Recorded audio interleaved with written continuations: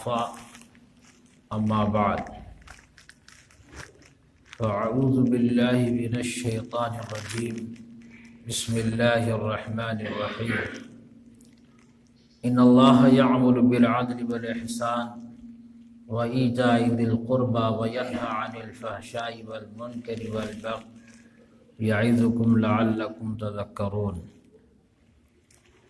وقال تعالی هل جزاء الاحسان الا الاحسان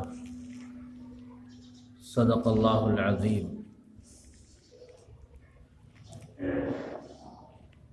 رگوں میں وہ لہو باقی نہیں ہے، وہ دل وہ آرزو باقی نہیں ہے۔ رگوں میں وہ لہو باقی نہیں ہے، وہ دل وہ آرزو باقی نہیں ہے۔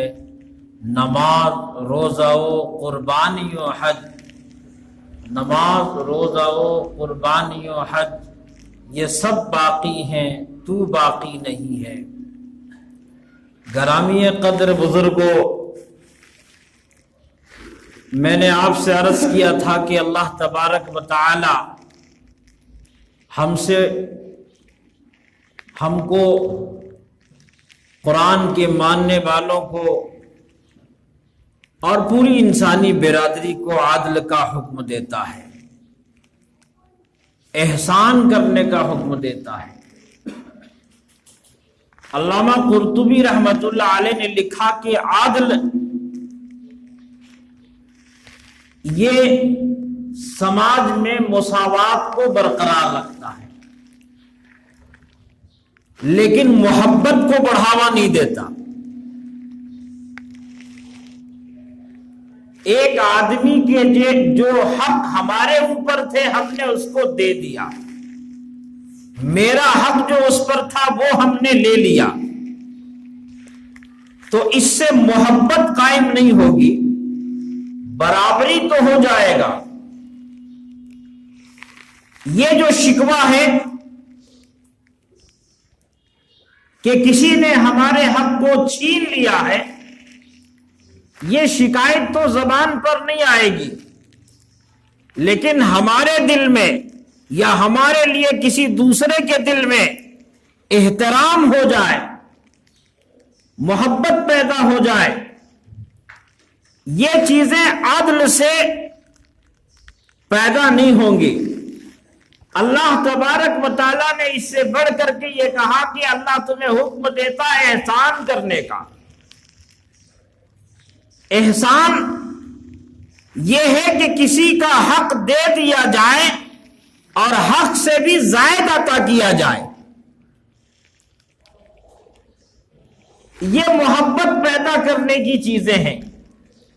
ہمارا دین اسلام، جو دین ہمارے آقا حضرت محمد الرسول اللہ صلی اللہ علیہ وسلم لے کر کے آئے، وہ سماج میں، سوسائٹی میں، معاشرے میں محبت کو بڑھاوا دیتا ہے۔ اس لیے یہ دین صلہ رحمی کا حکم دیتا ہے، لوگوں کے ساتھ اچھا برتاؤ کرنے کا حکم دیتا ہے۔ احسان کے سلسلے میں علماء نے لکھا کہ احسان کا ایک مطلب یہ بھی ہے کہ انسان اپنے رب کے ساتھ احسان کا معاملہ کرے۔ اللہ کے نبی حضرت محمد الرسول اللہ صلی اللہ علیہ وسلم کے پاس ایک مرتبہ صحابہ کرام فرماتے ہیں، حدیث کی کتابوں میں بہت مشہور روایت ہے جو حدیث جبریل کے نام سے مشہور ہے۔ اس میں جبریل علیہ السلام ایک اجنبی کی صورت میں رسول اللہ صلی اللہ علیہ وسلم کے پاس آئے۔ صحابہ کرام فرماتے ہیں کہ یہ آنے والا جو آدمی تھا، اس کو ہم میں سے کوئی پہچانتا نہیں تھا، ہم میں سے کوئی جانتا نہیں تھا، لیکن ایسا بھی نہیں لگ رہا تھا کہ یہ بہت دور کا آدمی ہو، بہت دور سے سفر طے کر کے آیا ہو۔ اب وہ زمانہ تو ایسا نہیں تھا کہ ہمارے پاس جو آج کے دور میں سہولت میسر ہے، اللہ تبارک و تعالیٰ نے آج کے انسانوں کو جو کچھ عطا فرمایا ہے، کہ آپ ایئر کنڈیشن گاڑی میں بیٹھ کر کے ہزاروں کلومیٹر دور کا سفر کر لیں تو آپ کے بال گندے نہ ہو، آپ کے کپڑوں کے کرچ خراب نہ ہو، آپ اتریں گے تو اندازہ نہیں ہوگا کہ یہ سفر سے آ رہے ہیں یا گھر سے نکل کے آ رہے ہیں۔ لیکن وہ دور ایسا تھا اور پھر وہ جگہ ایسی تھی، وہ ریگستان کا علاقہ جہاں گرمی کے موسم میں تپش اور شدت کی گرمی اور دھول اور گرد و غبار جس سے جسم پراگندہ ہو جاتے تھے، بال گندے ہو جاتے تھے، چہرہ گرد آلود ہو جاتا تھا اور دیکھنے والا یہ محسوس کر لیتا تھا کہ یہ آنے والا مسافر بڑی لمبی مسافت سے آیا ہے، بہت دور سے آیا ہے، سفر کر کے آیا ہے۔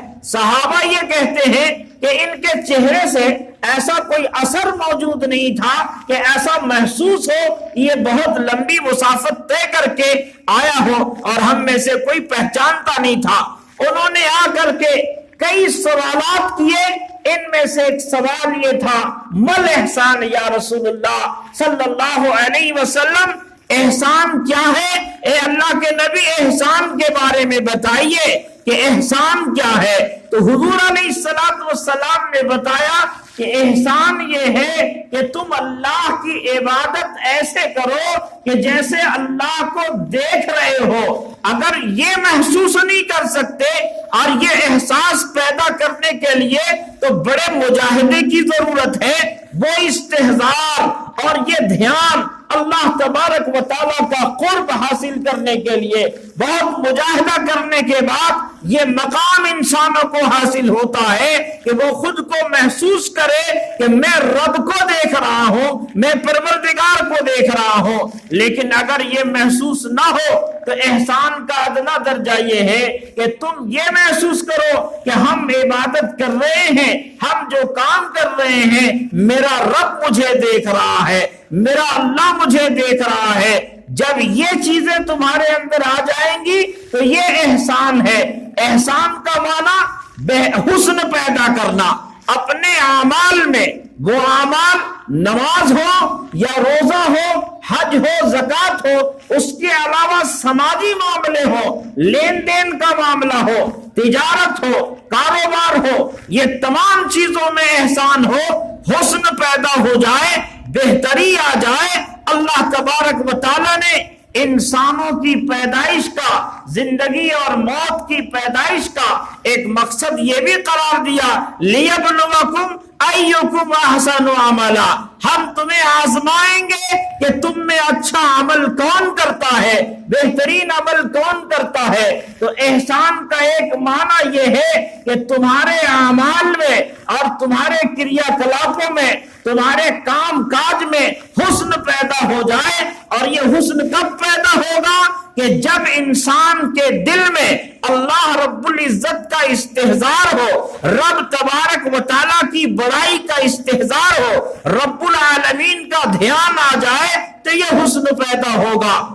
آپ نے بہت مشہور واقعہ ہے، سنا ہے، احسان جب لوگ یہاں تک پہنچتے ہیں تو کیا کیا معاملہ تھا، کیسے لوگ تھے۔ عرب کے اس کلچر میں، اس تہذیب میں گھاس بیچنے والے اور دودھ کا کاروبار کرنے والے، جن کو ہم اپنے یہاں گوالا کہتے ہیں، بہت غریب طبقے کے لوگ ہیں، ان لوگوں کے پاس جب یہ چیزیں آ گئی، اللہ کا دھیان آ گیا۔ کتنا مشہور واقعہ ہے کہ ایک ماں اپنی بیٹی سے کہتی ہے، بیٹی دودھ میں پانی ملا دو، دودھ کم ہو گیا اس میں پانی ملاؤ۔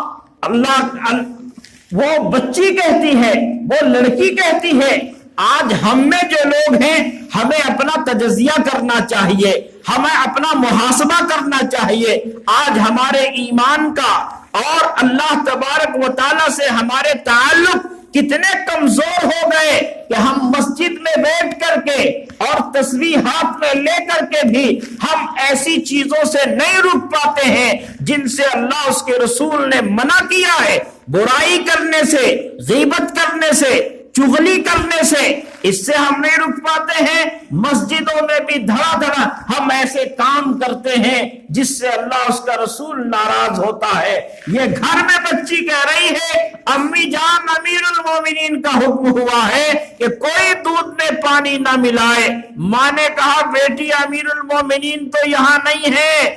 اس نے کہا کہ امیر المومنین یہاں موجود نہیں ہے، لیکن امی جان امیر المومنین کا، میرا اور تمہارا اور ساری کائنات کا رب موجود ہے، وہ ہمیں دیکھ رہا ہے۔ وہ دیکھ رہا ہے۔ جب یہ احساس پیدا ہو جائے انسان میں تو وہ انسان گناہ سے بچ جائے گا اور نیکی کی طرف راغب ہوگا، آگے کی طرف بڑھے گا۔ اس لیے فرمایا اللہ کے نبی حضرت محمد رسول اللہ صلی اللہ علیہ وسلم نے عبادت ایسی کرو۔ اب عبادت کا مفہوم کیا ہے؟ اللہ تبارک و تعالیٰ نے کہا وَمَا خَلَقْتُ الْجِنَّ وَالْإِنسَ إِلَّا لِيَعْبُدُونِ، ہم نے انسان اور جنات کو اس لیے پیدا کیا کہ وہ ہماری عبادت کریں، اللہ کی عبادت کریں۔ تو مومن کا ہر فعل عبادت ہے، مومن کا ہر عمل عبادت ہے، مومن کا ہر قول عبادت ہے۔ اس لیے ہم ہر ایک کام میں اس بات کا دھیان رکھیں، اس بات کا استحضار کریں، چاہے وہ کاروبار کا معاملہ ہو، کسی سے بات چیت ہو رہی ہو، کسی کے ساتھ لین دین ہو رہا ہو، کہ میرا رب ہمیں دیکھ رہا ہے۔ ایک آدمی آیا ایک بزرگ کے پاس، اس نے کہا کہ مجھے تو احسان کا درجہ حاصل ہو گیا۔ اس نے کہا کہ مجھے احسان کا درجہ حاصل ہو گیا۔ کس بات پر؟ کہا کہ نماز میں مجھے احسان کا درجہ حاصل ہو گیا۔ نماز جب میں پڑھتا ہوں، نماز کے لیے کھڑا ہوتا ہوں، تو مجھے اس بات کا احساس ہو جاتا ہے کہ میرا رب مجھے دیکھ رہا ہے۔ انہوں نے پوچھا کیا گھر میں رہتے ہوئے، اپنے بیوی بچوں کے ساتھ رہتے ہوئے، اپنے بھائیوں کے ساتھ بات چیت کرتے ہوئے یہ درجہ تمہیں حاصل ہوتا ہے، یہ دل میں احساس پیدا ہوتا ہے؟ انہوں نے کہا کہ گھر میں تو ایسا محسوس نہیں ہوتا، یا گھر کے معاملوں میں، لوگوں کے ساتھ لین دین کے معاملوں میں یہ محسوس نہیں ہوتا۔ تو اس بزرگ نے کہا کہ ابھی تمہیں احسان کا درجہ حاصل نہیں ہوا۔ احسان اصل یہ ہے کہ اللہ تبارک و تعالیٰ کے دیکھنے کا، اللہ کا استحضار، رب کا استحضار تمہیں دنیاوی معاملوں میں ہو جائے، لوگوں کے ساتھ کاروبار کرتے ہوئے میں ہو جائے، لین دین کرتے ہوئے میں ہو جائے، تو یہ اصل درجہ ہے احسان کا۔ دوسرا معنی احسان کا یہ ہے کہ اپنے رشتہ داروں کو، اپنے عزیز و اقارب کے ساتھ صلہ رحمی کیا جائے، یہ احسان کا معاملہ ہے۔ اللہ کے نبی حضرت محمد الرسول اللہ صلی اللہ علیہ وسلم نے صلہ رحمی پر اتنی تاکید کی ہے، اتنی تاکید کی ہے کہ حدیث میں آتا ہے کہ جس دن اللہ تبارک و تعالیٰ کی خاص تجلی دنیا کی طرف ہوتی ہے، وہ شب قدر کی رات ہو یا آنے والا وہ موسم شب برات کی رات ہو، جس رات میں عام اعلان ہوتا ہے کہ آج کوئی مغفرت چاہنے والا ہے، آج کوئی بخشش چاہنے والا ہے، آج کوئی ہے جو مجھ سے معافی طلب کرے، میں اس کے گناہوں کو معاف کر دو۔ تو اللہ کے نبی نے فرمایا کہ اس رات میں رشتہ داری کو توڑنے والوں، صلہ رحمی نہ کرنے والوں، قطع رحمی کرنے والوں کی بھی بخشش نہیں ہوتی، من جملہ ان لوگوں میں جو شراب نوشی کرنے والے ہوں، والدین کی نافرمانی کرنے والے ہوں، کبیرہ گناہ کا ارتکاب کرنے والے ہوں، ایسے لوگوں کے علاوہ وہ آدمی بھی اس فہرست میں شامل ہوتا ہے جنہوں نے رشتہ داریوں کو توڑ دیا، قطع رحمی کی ہے۔ اس لیے سماج کو، سوسائٹی کو جن چیزوں کی ضرورت تھی جس سے ہمارا معاشرہ مضبوط ہوتا، ایک دوسرے کے دلوں میں احترام ہوتا، ایک دوسرے کے لیے دل میں پیار پیدا ہوتا، اس کے لیے اللہ تعالیٰ نے حکم دیا کہ تم احسان کا معاملہ کرو۔ احسان کس کے ساتھ کرو؟ کہا کہ جو آدمی تمہارے ساتھ احسان کرے اس کے ساتھ احسان کرنا یہ تو بدلہ ہے، یہ احسان نہیں ہے۔ احسان یہ ہے کہ جو تم سے قطع تعلق کرتا ہے، تم کو دینے سے ہاتھ روکتا ہے، تم اسے دو۔ اللہ کے نبی صلی اللہ علیہ وسلم نے یہ فرمایا کہ صلہ رحمی کرنے والا اللہ تبارک و تعالیٰ اس کی عمروں میں برکت عطا فرماتے ہیں۔ جو چاہتا ہے کہ ہماری عمر لمبی ہو اور ہم زیادہ دنوں تک جیے، ان کے لیے حکم ہے کہ وہ صلہ رحمی کریں، اپنے رشتہ داروں کو جوڑیں۔ اس لیے فرمایا کہ رشتہ داریوں کا حق ہے، اپنے گھر والوں کا حق ہے، تمام لوگوں کے حقوق ادا کرتے ہوئے ان کے ساتھ احسان کا معاملہ کیا جائے۔ اللہ کے نبی صلی اللہ علیہ وسلم نے اس کی بڑی تاکید فرمائی ہے۔ اس لیے سماج کا آج سب سے زیادہ سلگتا ہوا مسئلہ یہ ہے کہ آج ہمارے یہاں جو آگ لگی ہوئی ہے، ایک دوسرے کے خلاف جو دلوں میں بغض ہے، نفرت ہے، عداوت ہے، اس کی بنیادی وجہ یہ ہے کہ ہم اس طرف توجہ نہیں کرتے، رشتوں کا احترام اور پاس و لحاظ نہیں کرتے، جس کی وجہ سے آج سماج میں دوش ہے، نفرت ہے، گھرنا ہے، اور پڑوسی سے بات چیت نہیں کرتا، اور اپنے دوست رشتہ داروں سے لوگ بات چیت نہیں کرتے۔ ہاں، اقدار بدل گئے ہیں، رولز بدل گئے ہیں، ہمارے سوچنے سمجھنے کے انداز بدل گئے ہیں۔ جو آدمی غریب ہے اس کی طرف توجہ کم کی جاتی ہے، چاہے وہ زیادہ قریبی رشتہ دار ہو، اور جو تھوڑا مالدار ہو گیا اس طرف توجہ ہماری بڑھ جاتی ہے۔ بہت صحیح کہا کسی شاعر نے کہ بہت ملتے ہیں رشتے، جب پیسہ پاس ہوتا ہے غریبی توڑ دیتی ہے جو رشتہ خاص ہوتا ہے۔ اللہ تبارک و تعالیٰ نے آگے فرمایا، احسان کے بعد وَإِيتَاءِ ذِي الْقُرْبَى، احسان کو خاص طور پہ ذکر فرمایا، اور رشتہ داروں کو اور اپنے لوگوں کو دینے کا خاص طور پہ الگ سے ذکر فرمایا۔ یہ معاملہ یہ ہے کہ ہمیں ہر حال میں، ہر موقع پر یہ توجہ دینی ہے کہ اللہ تبارک و تعالیٰ نے جو کچھ مال و متاع، جو صلاحیت ہمیں عطا فرمائی ہے، اس پر صرف ہماری اجارہ داری نہیں ہے، ہم ہی اس کے مالک نہیں ہیں، بلکہ اس میں اللہ تبارک و تعالیٰ نے اپنے رشتہ داروں کے اور اپنے محلہ والوں کے، پڑوسیوں کے اور برادران وطن کے حقوق طے کیے ہیں، اس حق کے مطابق ان کو دیا جائے۔ اللہ رب العزت نے ان تین چیزوں کو کرنے کا حکم دیا اور تین چیزوں سے منع فرمایا۔ ان میں پہلی چیز ہے فحش باتیں۔ فحش کیا چیز ہے؟ جس کے بارے میں مفسرین نے لکھا ہے کہ فحش یہ چیز ہے کہ جس کو دیکھنے والا، کرنے والا سماج کے تمام طبقات کے لوگ اس کو برا سمجھتے ہوں۔ آج دیکھیے اللہ تبارک و تعالی نے ان چیزوں سے ہمیں منع فرمایا تھا، اور سماج کی سب سے زیادہ جن چیزوں پر ہماری نگاہیں ہیں، اللہ کے نبی نے قیامت کی نشانیوں میں سے جن نشانیوں کو بیان کیا تھا، یہی فحش چیزیں ہیں۔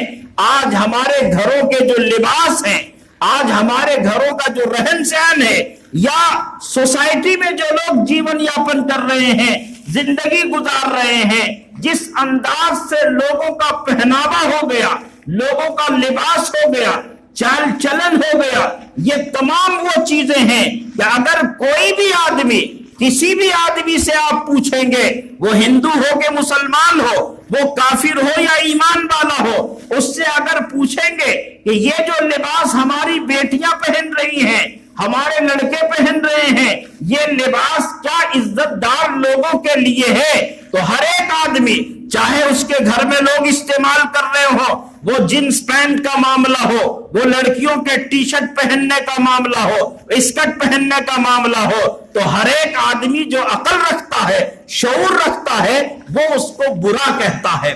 ایک موقع پر میں سفر میں تھا، ایک پروفیسر صاحب سے میری ملاقات ہوئی، غیر مسلم تھے، ہم لوگ ایک ہی سیٹ پر بیٹھے ہوئے تھے، اور بات چیت نکل گئی کہ سماج میں، جو سوسائٹی میں یہ گندگیاں پھیل رہی ہیں، جو لڑکیاں اس طرح کے بھڑکیلے لباس پہن رہی ہے، اس سے کیا ہو رہا ہے؟ سماج میں زناکاری عام ہو رہی ہے، اور لوگ ایک دوسرے کے پاکیزہ رشتوں کو تار تار کر رہے ہیں۔ ان سے میں نے پوچھا کہ سر یہ بتائیے کہ آپ جس مذہب کے ماننے والے ہیں، جس دھرم کے ماننے والے ہیں، اس دھرم میں بھی اس کی گنجائش ہے، اسلام میں تو اس کی اجازت ہرگز نہیں ہے۔ اسلام نے تو لڑکیوں کے، عورتوں کے لباس کو الگ قرار دیا، مردوں کے لباس کو الگ قرار دیا، یہاں تک کہ پیارے آقا حضرت محمد الرسول اللہ صلی اللہ علیہ وسلم نے لعنت فرمائی ان لوگوں پر، ان مردوں پر جو عورتوں کا لباس استعمال کرتے ہیں، عورتوں کی شکل اختیار کرتے ہیں، یا ان عورتوں پر جو مردوں کا لباس پہنتے ہیں۔ جو مردوں کے لباس خاص مخصوص ہے، وہ اگر کوئی عورت پہن رہی ہے تو اللہ کے نبی نے اس پر لعنت فرمائی ہے، وہ کبھی فلاح اور کامیاب نہیں ہو سکتی ہے، وہ ماڈرن نہیں کہلا سکتی ہے، گرچہ وہ اپنے آپ کو سمجھ رہے ہو کہ ہم ترقی یافتہ ہیں اور ہم بہت زیادہ ترقی کرنے والے لوگ ہیں، حالانکہ وہ ترقی یافتہ نہیں، وہ تنزلی کی طرف جا رہے ہیں۔ جسے اللہ اس کے رسول نے جس پر لعنت کر دی ہو، وہ کہاں فلاح پا سکتا ہے، وہ کہاں کامیاب ہو سکتا ہے؟ تو فواحش کے جو درجات ہیں ان میں سے ایک بڑی چیز یہ ہے کہ جس کو تمام لوگ اجتماعی طور پر، اتفاقی طور پر برا سمجھتے ہو، انہوں نے ان پروفیسر صاحب نے ایک سوال کیا کہ میں آپ سے یہ پوچھتا ہوں کہ لڑکیاں جو لباس یہ پہنتی ہیں، مردوں کا لباس، اگر کہیں ان کو قضائے حاجت کی ضرورت پڑ جائے تو پھر اس کے لیے تو بڑی پریشانی کا سامنا کرنا پڑتا ہے۔ اس لیے جو لباس جس کے لیے طے کر دیا گیا ہے وہ لباس استعمال کرے۔ اللہ تعالیٰ نے لباس کو زینت کی چیز قرار دیا ہے، اس لیے ایسے لباس سے ہم مسلمانوں کو بھی بچنا چاہیے جن لباس کے ذریعے سے بھڑکیلے لباس ہو، لوگ آکرشت ہوں اور لوگوں کے نگاہوں میں ہم دوسروں کی طرح نظر آئیں، ایسے لباس سے بھی بچنا چاہیے۔ اس لیے فرمایا کہ ان فحش کاموں سے تم بچو۔ اس کے علاوہ فحش کیا چیز ہے؟ گالی گلوچ کرنا۔ گالی گلوچ یہ سماج کا عام رجحان ہو گیا ہے۔ بڑے اچھے خاصے لوگ، سر پہ ٹوپی ہو، چہرے پہ داڑھی ہو اور زبان پر ایسی گندی گالیاں ہو جس سے شیطان شرما جائے، اور ہم نوجوانوں کو دیکھتے ہیں، اپنے نوجوان دوستوں کو، بڑوں کو، کہ ایسے تکیہ کلام ان کا ہو گیا، زبان پہ وہ باتیں آ گئی ہے جو باتیں فحش ہیں، گندی باتیں ہیں، جس سے زبان گندی ہو جاتی ہے، اور جس کو اپنی زبان پہ لانا ایک عزت دار آدمی آر محسوس کرتا ہے۔ لیکن یہ چیزیں ہمارے نوجوان دوستوں اور کچھ ادھیڑ عمر کے ان لوگوں کے زبان پر ہے کہ جو لوگ ایسے ماحول میں ہمیشہ رہتے ہیں۔ عام طور پر ماں بہن کی گالی تو بالکل تکیہ کلام ہو گیا ہے، حالانکہ اس سے منع کیا گیا۔ اللہ کے نبی نے فرمایا کہ جب تم آپس میں گالی گلوچ اختیار کرو گے، اللہ کی نگاہ سے گر جاؤ گے۔ آج کیا ہوا ہے؟ آج پوری دنیا میں دعائیں ہو رہی ہے، ہم رو رو کر کے دعا کر رہے ہیں، لیکن ہماری دعائیں یقیناً قبول کیوں نہیں ہو رہی ہے؟ اس لیے کہ ہماری زبان گندی ہو گئی ہے، ہمارا معاملہ بگڑ گیا ہے، ہم معاشرے میں ایسی حرکتیں کرنے لگے ہیں جس سے اللہ اس کے رسول ناراض ہوتے ہیں۔ اس لیے ان فحش کاموں سے، منکرات سے اور حد سے آگے بڑھنے سے، حد سے آگے بڑھنے کے بہت سارے معنی ہیں، اس پر بات کی جائے تو وقت بہت زیادہ ہو جائے گا، لیکن حد سے آگے بڑھنا ایک طرف عدل ہے، دوسری طرف ظلم ہے۔ عدل کو اللہ تبارک و تعالیٰ کرنے کا حکم دیا ہے اور ظلم سے روکا ہے۔ اس لیے حضور علیہ الصلوۃ والسلام نے ایک موقع پر ارشاد فرمایا کہ اپنے بھائی کی مدد کرو، وہ ظالم ہو کہ مظلوم ہو۔ تو صحابہ نے کہا یا رسول اللہ، ظالم کی مدد ہم کیسے کریں گے؟ مظلوم کی مدد تو سمجھ میں آتی ہے۔ تو ظالم کی مدد یہ ہے کہ اس کا ہاتھ ظلم سے روک دو، اور ظلم ایسی چیز ہے کہ جس کی سزا اللہ تبارک و تعالی دنیا میں دے دیتا ہے۔ تاریخ میں آپ دیکھیں گے بڑے بڑے ظالم اور جابر لوگ گزرے ہیں، لیکن ان کا انجام دنیا میں برا ہوا ہے، دنیا نے ان کا انجام دیکھا ہے، اور لوگوں کی نگاہوں کے سامنے ان کے برے انجام ہیں۔ وہ چاہے نمرود ہو کہ شداد ہو کہ فرعون ہو، ان تمام ظالموں کا ظلم کا انت ہو گیا اور ان کے ظلم کا خاتمہ دنیا میں ہوا۔ اللہ تعالیٰ نے ان کو عبرت کا سامان بنا دیا۔ آپ حضور علیہ الصلوۃ والسلام پر ظلم کرنے والے وہ ابو لہب کا واقعہ ہو یا ابو جہل کے قصے ہو، یہ تمام چیزیں تاریخ کا باب ہے۔ اس لیے ہم مسلمانوں کو اپنے سماج میں، اپنی سوسائٹی میں اچھائیوں کو، عدل کو، احسان کو، رشتہ داری جوڑنے کو بڑھاوا دینا چاہیے، اور فحش کاموں سے، غلط کاموں سے، ان کاموں سے جن سے شریعت نے منع کیا ہے اس سے ہم بچیں، اللہ کے حدود کا، اللہ کے قوانین کی حفاظت کریں اور اللہ تبارک و تعالیٰ کے نصیحتوں پر عمل کریں۔ اللہ رب العزت ہم کو، آپ کو اور پوری امت مسلمہ کو ان باتوں پر عمل کی توفیق عطا فرمائے۔ وآخر دعوانا ان الحمدللہ رب العالمین۔